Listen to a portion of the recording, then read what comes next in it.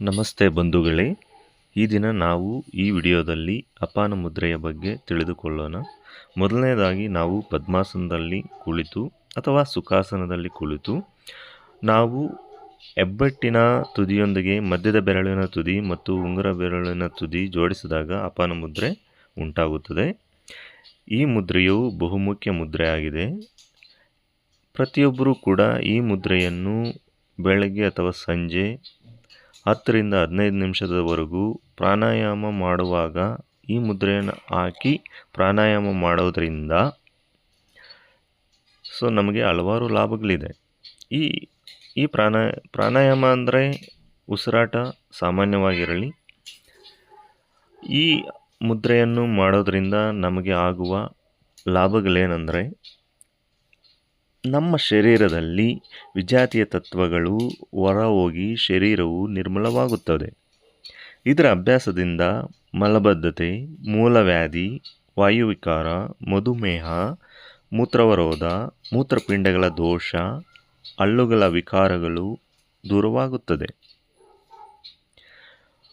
ಹೊಟ್ಟೆಗಾಗಿ ಬಹು ಉಪಯೋಗಿ ಮುದ್ರೆ, ಹೃದಯ ರೋಗದಲ್ಲಿ ಲಾಭಕಾರಿ. ಈ ಮುದ್ರೆಯನ್ನು ಎಲ್ಲರೂ ಮಾಡೋದರಿಂದ, ಬೆಳಗ್ಗೆ ಅಥವಾ ಸಂಜೆ ಈ ಮುದ್ರೆಯನ್ನು ನಾವು ಅಭ್ಯಾಸ ಮಾಡೋದರಿಂದ ಪ್ರತಿಯೊಬ್ಬರೂ ಆರೋಗ್ಯವಂತರಾಗಿರ್ತಾರೆ. ಮುಖ್ಯವಾಗಿ ಮಧುಮೇಹಗಳು ದಿನವೂ ತಪ್ಪದೆ ಈ ಮುದ್ರೆ ಮಾಡಿ ನಂತರ ಪ್ರಾಣಮುದ್ರೆ ಮಾಡಿದರೆ ಮಧುಮೇಹ ಗುಣವಾಗುತ್ತದೆ.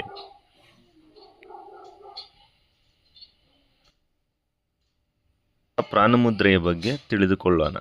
ಈ ಮುದ್ರೆಯನ್ನು ಮಾಡುವ ವಿಧಾನ: ಹೆಬ್ಬೆಟ್ಟಿನ ತುದಿಯೊಂದಿಗೆ ಉಂಗುರ ಬೆರಳಿನ ತುದಿ ಮತ್ತು ಕಿರು ಬೆರಳಿನ ತುದಿ ಸ್ಪರ್ಶ ಮಾಡಬೇಕು.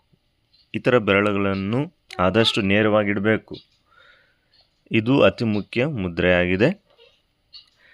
ಈ ಮುದ್ರೆಯನ್ನು ಮಾಡೋದರಿಂದ ನಮಗಾಗುವ ಲಾಭಗಳೇನೆಂದರೆ, ಈ ಮುದ್ರೆಯಿಂದ ಪ್ರಾಣದ ಸುಪ್ತ ಶಕ್ತಿಯು ಜಾಗೃತವಾಗುತ್ತದೆ. ಶರೀರದಲ್ಲಿ ಸ್ಫೂರ್ತಿ, ಆರೋಗ್ಯ ಮತ್ತು ಶಕ್ತಿಯ ವಿಕಾಸವಾಗುತ್ತದೆ. ಈ ಮುದ್ರೆಯು ಕಣ್ಣುಗಳ ದೋಷಗಳನ್ನು ದೂರ ಮಾಡಿ ನೇತ್ರಜ್ಯೋತಿಯನ್ನು ಹೆಚ್ಚಿಸುತ್ತದೆ. ಶರೀರದ ರೋಗ ನಿರೋಧಕ ಶಕ್ತಿ ವರ್ಧಿಸುತ್ತದೆ. ವಿಟಮಿನ್ಗಳ ಕೊರತೆ ದೂರವಾಗುತ್ತದೆ. ಆಯಾಸ ದೂರವಾಗಿ ನವಶಕ್ತಿಯ ಸಂಚಾರವಾಗುತ್ತದೆ. ದೀರ್ಘ ಉಪವಾಸ ಕಾಲದಲ್ಲಿ ಹಸಿವು, ನೀರಡಿಕೆಗಳು ಬಾಧಿಸುವುದಿಲ್ಲ. ಅನಿದ್ರೆಯಲ್ಲಿ ಇದನ್ನು ಜ್ಞಾನಮುದ್ರೆಯೊಂದಿಗೆ ಮಾಡೋದರಿಂದ ಲಾಭವಿದೆ. ಎಲ್ಲರಿಗೂ ವಂದನೆಗಳು.